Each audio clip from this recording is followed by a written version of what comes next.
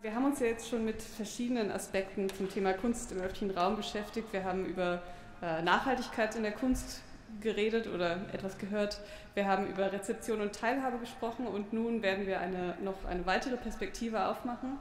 Und zwar wird Joanna Warsza aus der Perspektive der Kuratorin über das von ihr geleitete Public Art Munich, was dieses Jahr stattfand, sprechen.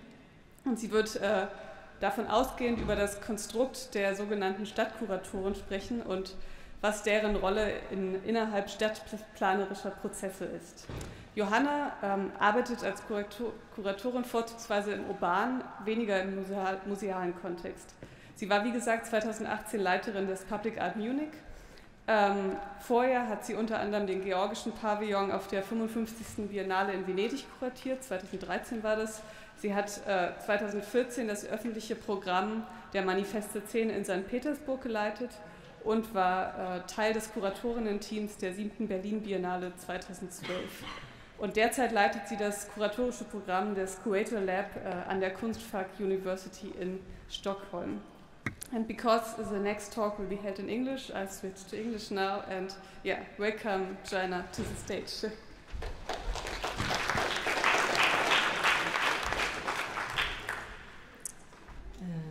Guten Tag, vielen Dank für die Einladung und ich werde auf Englisch sprechen. Über Kunst spreche ich immer auf Englisch. I hope it's okay. Yeah, it's a pleasure to be here and also to think through those questions that I'm really also passionate about and try to somehow put up in my work. And I'll present Public Art Munich that just finished in end of July. I spent 1.5 years living on and off in Munich and working with this big commission, this big project. Of course, many things that we discussed here today appeared, you know, like what, and one of them, I think, one and foremost important one is how to make art go public. You know, this desire, we spoke about desire and the importance somehow of matching a desire and art, but I guess what is common in history of art in general is that there was this tendency, even if, for example, in making collections public at one point, there was always this necessity to make art go public. And if you look at different museums right now and their, let's say, mission statements, there is almost like an obsession about going public, about outreaching, about educational mediation programs that would work with different groups. So I think if we take this mission somehow, which is very much in the air seriously, probably public art, or what is called Kunst, öffentlichen Raum in German, but I think it's not only about Raum, but it's about public sphere. It's about Öffentlichkeit rather than public realm. So if we take those questions serious, I would say public realm and public realm are probably those fields where you can test out those ideas the most. Because it's not a place where you already, you know, it's written museum. Museums are intimidating for many people, many kind of publics and audiences. If you are in the public sphere, of course, you lose yourself the protection of the institutional, you know, museum or gallery or theater format. And for me as a curator, actually, it's a wonderful challenge and you know, thrilling feeling of having to defend art and also to test out art in more like public realms. So I'll present this project, but I'll try to bring questions and not only to speak about artists, of course speak about artist ideas and having art first, but also maybe relating a little bit to what was said here today. So first, just few comments. There is this English term publicity, which is synonym of publicness, and the Öffentlichkeit, publicity. And actually, at one point, it occurred to me that publicity as a term has been already a little bit commodified, because many people, like me at the beginning, I thought publicity, it sounds like advertisement almost, you know, like a reclama, like it sounds already put in some kind of neoliberal context. And it's interesting that you think that everything which is public is all more and more commodified, and how even the term itself. So how would, of course, art position, I think it's one of the crucial questions for art, how to position yourself towards this publicity being commodified. And of course, always somehow look at this private and public entanglement, and there has always been entanglement between private and public. Because, for example, you know, newspapers, German newspapers, but also newspapers all around the globe, of course, they are private, but their mission is to be part of an actor of a public sphere. It's one of the examples, but there are many art. In Eastern Europe, in Russia, what was public art was created at least, for decades under communist regime in private, in apartments or in the kitchens. And this is where the public was formed, in some sense. Publicness was formed. I mentioned already the public öffentlichen Raum as a problem. To me, it should be like more a sphere. So that the fact there is also something, with public art that many people would say, oh no, public art, so boring. I mean, somehow the legacy of public art has come to a certain distance from many people who claim themselves actually more critically engaged, maybe. And I think it would be interesting to raise questions why actually this public art went so boring. Where is it? Is it because of what was discussed also today here, so-called drop art, plop art? Is it because under the disguise of democratic procedures, actually there were many things just dropped from the sky somewhere in the middle of new development project and pretending it's democracy? There were many things that went wrong, and I think it will be interesting also to think what went wrong. Then again, actually in public art, I think it's very important that public art is, no art is neutral, but that in public art you kind of have a public mission in sense of standing for something. The public art is for something, stands for something, stands for a public issue. One of the, also on my Munich somehow experience, but in general I think that one of the stakes of publicness and working in public sphere is negotiating the, withdrawing from echo chambers. This is what we are more and more part of, being in echo chambers, being in parallel realities. And probably one of these missions you, as a curator, I see for myself, but I guess could be maybe interesting generally of thinking of public art, is how to negotiate this impurity that is needed for a public sphere, for how do we come together as a society. Yes, and finally, many demands are made on art, and also here in this room we write about, ask ourselves about sustainability and, what can art do? We have such huge expectations from art. It's rightfully so, but we also have to put, I think, art in perspective and say, okay, art is maybe a little bit too pretentious to think that art can do everything on its own. It probably can't. It can only do something if it's part of a larger, what I would call snowball effect, like a society. Part of society. All right, now few things about Munich. So one thing definitely what we didn't want to do was to do drop art, which was discussed already here, so I'll not go into it, but I think what is interesting to think about plop art is definitely this entanglements with neoliberalism or with serving other agendas than democratic agendas.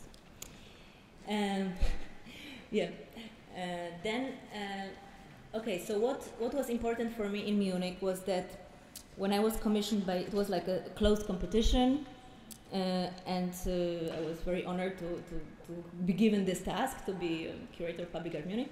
And actually, what I wanted to establish is this understanding of public art in the sense of public gathering. So what I didn't want to do is another, let's say, sculpture park across the city that you can come and visit, and you can fly in and it lasts for 3 months, and there are certain procedures that we are used to in this kind of public art, and I think this is one of the problems of why things went wrong. What was important for me is to think about the public in the sense of performative and in the sense of gathering, and actually also economy of experience, something that is very much used maybe in the neoliberal agendas, but how can this be translated into art? So this is a drawing for us by Dan Perzowski, who actually synthesized it quite well, I think, from monuments to moments, so how a moment and how a time, how can art be actually thought in minutes and not square meters? That was also one of my questions, how to translate square meters into minutes. And another thing was, of course, being commissioned by City of Munich, it was also very important for me to zoom into Munich, so to really take Munich seriously and take Munich as a case study, and to think about this performativity and public space of Munich. So those are 3 examples, those are 3 moments actually from history of Munich. You probably know them, but they define the city quite well, I think, and define this kind of ideological moment of shift or change in the city. This is the proclamation of a free state of Bavaria, and then shortly after the Soviet Räterepublik, the Soviet Bavarian Republic. Quite interesting fact that actually from all German cities, in Munich there was this very, very left-wing formation that formed a state, Soviet state, for a couple of days actually. And this is the gathering and the proclamations of somehow how the public, how the society comes together to perform politically a moment of time. This is the opening of the Olympics in '72. Of course, you know better than me what it meant in Germany. And of course, also this is also a moment in time. But definitely, this is a moment that can picture symbolic or ideological shift in the history of Germany, but not only in Germany, post-war history, I would say.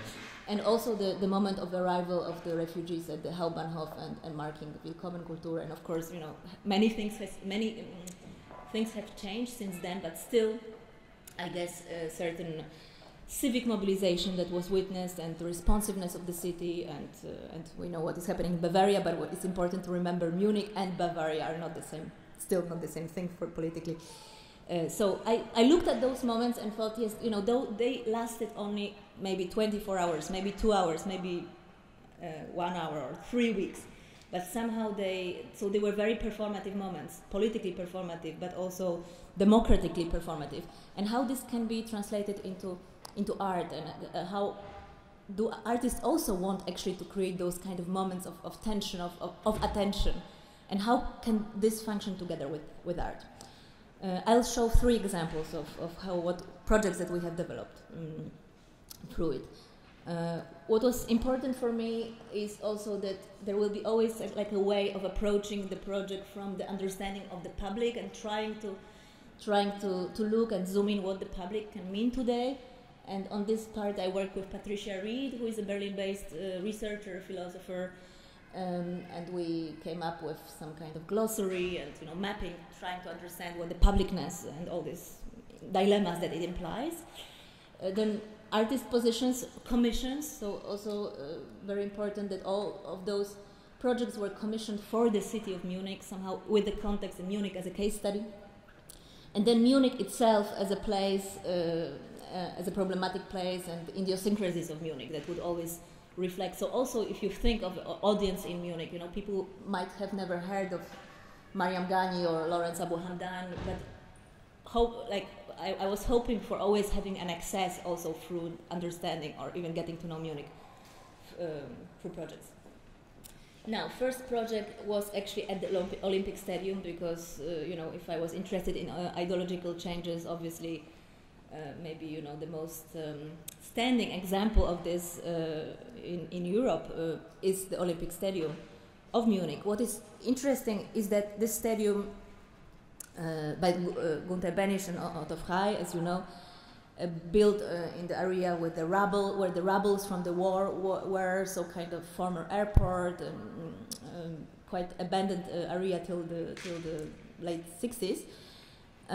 What's interesting is what's happening with the stadium now, because since the opening, so on one hand is a Denkmalschutz, it has all the status of course, a lot of money, 300 millions euros are spent per year just to maintain it as a Denkmalschutz. But on the other hand, it lost like the core of its function, which is football. And Munich is also a city of football. So football has moved out to Allianz Arena since the opening of Allianz Arena in 2005. So the stadium is there, but it's, you know, it's like a little bit devoid of its main function. So there will be erotic fairs, Red Bull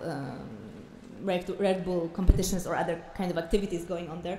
And there is also an agreement in the city to maintain the Olympia Stadium alive, that Allianz Arena is only hosting football per se. So only, nothing else, no concerts, nothing else is happening there. And Olympia Stadium is still the one who is hosting all other activities. So having done little research around Olympic Stadium and this moment of this optimism and you know, the opening, and then also when you think of the architecture of Allianz Stadium, this is one of examples of later what I thought, okay, what would be the role of a city curator in such a situation, you know, what would be, because that was just a 3-month festival, but what would I do, or what a city curator of City of Munich could do with such a situation? Probably artists would be very interested and probably engaged in, from now on, being involved in discussion, what can happen to such a stadium? You know, not because this is one of the problems of this city, how to make this stadium functional for secondary other kind of uses than its first function, which was football. So this is just an example of how I think in the longer term, maybe going away from the culture of the biennials, because Public Art Munich is not a biennial, but it's a perennial, so something big happening every couple of years. How could you translate this in more maybe, you know, sustainable engagement with the city? So what I would imagine very well artists being those who of course want and would respond to an invitation, work with Baureferat, not only Kulturreferat, but Baureferat on Olympic Stadium. But what, just to show you and to a little bit entertain you, what we did in the Olympic Stadium for the opening. So the fact that Olympic Stadium lost football as a main activity became also like an interest of mine. And then I went back to an artist with whom I worked already 10 years ago. He's Swiss artist, performing artist, Massimo Furlan. And I like to show you just a very short film because it's very, very telling. He's somebody who has a very simple concept of basically, as an artist, reenacting the choreographies of best players of best matches. So he says himself that he is a failed football player. You know, as a small boy or as a small kid, he wanted to become a famous football player. He never became one. So art enabled him to do that. And then throughout years of his career, he enacted Platini or many other plays, Boniega. So I'll just show you very shortly, and then you understand what I'm talking about. It's from the performance we did together in Warsaw.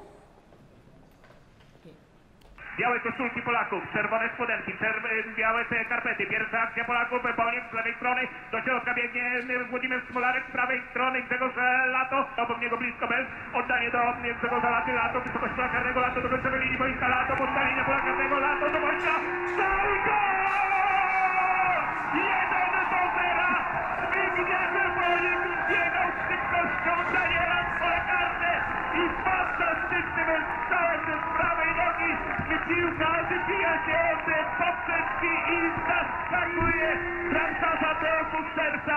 4. minuta spotkania. Wraca Zbigniew Boniek, kapitalna akcja, Zbigniewa Bońka prawą stroną, Boniek już pole karne, Boniek ślicznie Mileka, i będzie. So what he's doing as a choreographer, you know, he remembers exactly 90 minutes, or not remembers, but really studies it for a long time. 90 minutes of a performance, of a choreography of a player. And then he kind of was so obsessed about this that he managed then to be a Platini in Stade de France, you know, or he managed to get where like people who are in the football hierarchy and like desires, so to say, would never. I mean, it's the top, you know, it's the top where you can go, and he kind of tries to sneak in through art, and he manages to do that. What was also, so I contacted him, so back to. And we thought, okay, what would be, so first of all, Olympia Stadium lost this football function, which is important in the city debate. What would also be a match which would make sense for Olympic Stadium? And then he came with a very interesting match, East Germany, West Germany, 1974. It was the first and the only encounter between East and West Germany. It was 2 years after East Germany accepted, like, accepted, or how to call, like, recognized the existence of West Germany. It was during the World Cup. The very match was actually in Hamburg, and the match was won by East Germany and by Jürgen Sparwasser, who struck a goal, which was very much unexpected even from the East German side. You know, so that was it was very dramatic match, also because both. I mean, it was because of course it was this kind of a Cold War encounter, but also because those teams, they both qualified further. So there was no real, they were both qualified. It was purely not about only a sport encounter. It was about everything else. And then what he proposed for the Olympic Stadium was a recreation of recreation of this match, but he, meantime, is too old to actually play. He's 50 something, so he would be too old to play Sparwasser. So we reenacted the match with Massimo Furlan. He's on the right. He was goalkeeper. Sepp Maier, West German goalkeeper, and Franz Beil, who is an actor of René Polesch from the former Volksbühne ensemble. What is also crucial for this match is that you could hear the original commentary. So there is that's the radio. Sorry, you are given like a small radio, and in this radio you can switch to East German channel or West German channel. So original commentary, you know, which is very, very important in that performance because it's so much about actually imagining things. You just have those two players on this huge field. And what happened actually quite soon after the match started was a true injury. So Sparwasser got injured, which at the beginning, of course, it's very interesting. You know how long this confusion, whether it's art, art part of art, or is it reality, and what happens when the reality kicks in, and how do you feel about it? It's of course very interesting. But for me, as a curator, sitting there and knowing it's an accident, I was absolutely terrified and you know really. Terrified, I think that's the best word. And so soon after he had to go from the field. And in some sense, when one speaks and thinks about publicness, you know, I felt like, okay, that's over, you know, performance is broken. But actually, the performance was not only not broken, but it was actually became even more solidaric. In some sense, it was taken over by the audience.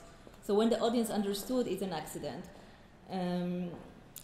they even more followed Massimo Furlan, and you know it became very conceptual because we only had a goalkeeper doing now the whole performance, and you would have to imagine the rest of the situation. And that was also very, you know, speaking of the public and speaking of this agency. And for me as a curator, simply, you know, learning from this situation how to be prepared for this unpredictable. We also spoke about this today, but also how to actually give the field for these other things, you know, for the fact that when you deal with the performance, when you work in the public realm, things will not go, you have to know it and you have to be prepared for it. They will not go the way you might plan. And I think that's also part of curation or mediation in that sense. It's important to be prepared for that. How much time do we have still? 10 minutes, okay. So then I'll jump over one project, which is a Facebook project, because of course, you know, we cannot speak of the public realm without speaking of the realm in online. But it's a project of Jonas Lund, but I won't. Since I have 10 minutes, I wanted to share also some few thoughts, and I will jump to the closing project. So like you will have like a bracket of Public Art Munich. And Ari Benjamin Myers, who's author of this project, is here. So thank you, Ari, for coming. And please feel free to add something.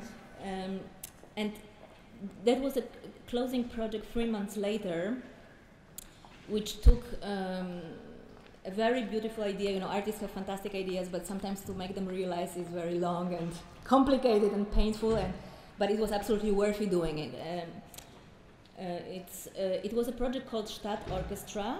So Stadtorchestra cannot really be translated because then in English it would be like it would be like state orchestra, but not, I think not really. That's why we kept this in German. That's you made like a new word, which is quite interesting. You made kind of Staatsorchester, which is like a German English. It's nice. Okay, so that's a new level of it. Basically, what is a Stadtorchestra? It's referring to the fact that you know we kind of know, but I actually was a little bit ignoring it before, of existence and the politics of what it is to be a street musician. So, and Munich is of course full of street musicians, and every city is full of street musicians. But what is it to be a street musician? Who are street musicians? Are they skilled, trained musicians, or hobby players, or can you be a professional street musician? And we started to investigate with Ari and also a group of team from PAM who are street musicians. And then one thing you find out is that, of course, it's not that spontaneous and as one might think. In Munich, I actually don't know how it is in Berlin. Maybe it's similar. So in Munich, you have this Munich information in the Rathaus, and every morning at between like 7 and 8 in the morning, you have to come and ask for a permission for a time slot in which sector of the city you are allowed to play and for how long. So, of course, this is already kind of a system of organization that the city, establishes and puts over the musicians. And this is where we a little bit started to interview them and talk to them and ask whether they would be interested to come together or to be part of this attempt of forming an orchestra. Because clearly those kind of musicians are very atomized. There's people who very often in concurrence, but would play. There are small groups, of course. There are small orchestras, as we know, but they are atomized. They are also very much formatted by public gaze, in some sense, by what is expected. And as Ari was also telling them, like, okay, how about trying now to be part of an ensemble where you are not commodified all the time, where you don't have to respond only to this very particular need. It was a long way, but somehow after many months there were a few days of rehearsals, and I actually don't even know exactly how whether you wrote this piece also knowing already the instruments or not. The instruments were extremely diverse, so there was somebody, and also people obviously with completely different backgrounds, so you would have there was like a little ensemble from Mongolia, but there were people from Munich Conservatory. There were all kinds of musicians, really from very skilled to people who are just hobby players, and they came together and formed an orchestra. So you can see them here playing a 25 minutes piece or loop in the Rathaus, which to me was really extremely moving, and in the sense of, there is, just to make a jump, there is also one big discussion happening now about the colonizing institutions, how to make institutions more diverse. And in some sense what Ari really managed is to say, okay, look, this is the energy of Munich streets. This is how Munich streets sound like, and that's already the very big diversity of all kind of expertise and also backgrounds, and it's just there. It's like an approach to see it, to try to put it together, to work with it together. So also Ari is saying, because also there is obviously this question of where the artist stands in on it. So he was also saying this is for and with Munich street musicians as a piece. And also part of the piece was playing on FC Bayern balcony, since football was one of them. It's very important for city of Munich, so it was also important for us. And there was also this link with football at the end. So this is one of every of the musicians having a moment of playing their favorite tune on this balcony. And that's the orchestra at the end, coming together. So, yeah, those two things were like a bracket of the project. And now, the project is over. I mean, I'm working on the book on city curating, but one thing that, one main reflection I have about this is that actually now I would be ready to really work with the city of Munich, and with these biennials or biennials, you very often have this kind of exhaustion of preparation and really like trying to get the most out of it, and then when you are kind of ready, it's over. And this is what made me think, okay, there is this a little bit forgotten German actually invention of Stadtkurator, Stadtkuratorin. There is one in Hamburg, right? So what would that mean for Munich? And Munich is a kind of very wealthy city and has a very great deal with all investment in the city. So 1% or some kind of percentage of investment goes to the Kunst, öffentlichen Raum. So there is really like stream of money coming. And what could such function be for the city today? And just few thoughts about this is, I think, acting in time, so acting in minutes, and of course how much time is enough, and what 1 year would be enough, and or not, and how to rethink this kind of time-based work and the culture of perennials. Of course, in Stadtkurator you could think it's a bit hegemonic, but on the other hand, I think it's also robust for the city to think, okay, art is important, is an important part of this kind of chain effects in the society. And we spoke here about new patrons, which is also a great example of how to diagnose certain issues or certain problems and how to make art respond to it. Of course, new patrons, there is a willingness to say there is no curator, there is only mediation, but I guess curator still is needed in certain situations, and in the city definitely would be needed. And I think Olympic Stadium that I gave as an example, it's an interesting example. How can an artist come into an equation not at the end of the process? So, for example, it's already, Allianz Arena is already built, and now everybody realizes there is a problem with something which is like a very big part of architectural heritage in this country. So then artist is called. But what if artist was already part of the board or negotiation, artists or mediators, on culture sphere, was part of thinking about this place? Maybe this place would become something else, and that's I guess how I would see a city curating role. Also, city curator would be somebody who's like zooming out and zooming in, so it doesn't become too local, but it doesn't become too global. There is a kind of balance between those two. Having the city as a topic, I find it very relevant and very interesting. The questioning the biennial and culture of biennalization, being outside of the protection of the walls of institutions. So, art is changing, and of course art, we are also part of the performative turn of art, and many museums maybe would like to go more performative, but there is still this square meters to fill. So when you're a city curator, you actually have no square meters to fill, and you can immediately make a shortcut in some kind of non-exhibition mode. So art beyond just format of an exhibition. And also mediating yourself between a guest and a host, I think that would be important. Yeah, and as last point, again, coming back to the beginning, I think it's important to think what is going wrong with thinking about public art, how to kind of repair it, and how I really deeply believe that if you want and if you are interested in making art go public sphere and public realm are the best place to do that, and there is no better way. At least that's my feeling. That's last point. Thank you very much.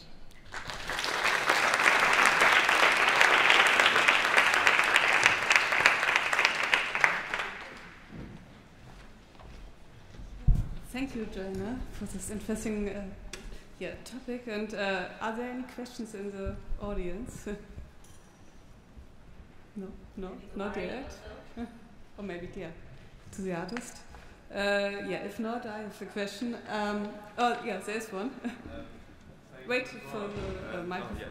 Thanks for the talk first. And you stated in the beginning with the goal of blurring this ecosystem, social bubble thingies with public art, and also for your festival. Do you have the feeling it worked in a way, or where did it not work? Could you say some words about that? There is always this ambition and then sometimes many disappointments. But I think what worked is somehow to outreach to certain football groups in Munich and football interests. And then, of course, art and sport seem very far apart, but actually they aren't. There is also, the willingness for experience, for sharing something together. And for this, for example, for this Munich, for the opening performance of Massimo Furlan, we had quite a lot. We had, Bild Zeitung, we had football channels. I mean, because we kind of jumped on, Sparwasser, Sepp Maier, and when you use this as a part of your economy, and then out of the sudden it opens up completely to different fields, and now probably we would even know how to make it, better, but definitely it was very interesting to see people coming there and still relating to that situation without never maybe being in the museum. And of course, Facebook project, which was actually using the advertisement mechanism and budget to actually reach to people, so kind of imposing almost, to the audiences of Munich. But I think it's also important in such a project that you kind of tailored a little bit, depending on the willingness of the artist, of the interest of the artist, of your interest. You cannot pretend that all these projects out of the sudden will be readable and accessible to everybody. I guess there are 20 commissions, and some of them might be accessible to certain either community or groups, and it's okay, and some tend or pretend or have a potential to be more, There is also actually in the room is Zerender Gürel, who was a special guest of Chana Bilit Mayer project in the mosque, Freiman Moshe, and definitely it caters to certain group and people interested with dealing. I mean, should also be all interested in migrant-situated knowledge, but somehow definitely it was a project there in the mosque and dealing with the mosque and the legacy of the architects, your father who built the mosque. So, there is I don't think that you can be like, have one general answer to it. I think you need to work also with the scaling and scaling of the audiences. Are there any more questions? If not, I want to ask something. Because you were chosen by the Munich Kulturreferat, so they said to you that you had this role, and do you had to deal with any restrictions from the politics, or was it a free thing to do? So, as you know, Munich is a social democratic city since many years. And this competition was, it was like a closed competition, and there were like 25 people in the jury, so it was made very transparent and equal manner. And so it was a long process to go through this jury and present, and going there 2 or 3 times even for the presentation. But once it started, and once I was appointed, actually I really have to say I had many like bureaucratic problems or things like this. But nothing, never questioning kind of curatorial freedom or artistic freedom I had, and that was such a great feeling, that you are trusted from the moment you were kind of through this jury process appointed. I had really a freedom, and I enjoyed it very much. And so you gave your artists the freedom as well to hopefully. So hopefully, we can ask them. Thanks. So is there not any more questions? Again? No? So thank you again, Joanna. And our next program will start soon. I switch to German again. Und zwar gibt es im direkten Anschluss die Performance Pieces and Elements der Berliner Choreografin Isabel Schad, und zwar in Zusammenarbeit mit Assemble, einer unabhängigen Plattform für ortsspezifische Performances in Berlin. Und diese beginnt jetzt gleich draußen auf dem Buchstabenfeld. Also genau, ich würde mich freuen, wenn wir gleich alles gemeinsam rausgehen und den weiteren Verlauf des Tages uns anschauen. Dann vielen Dank.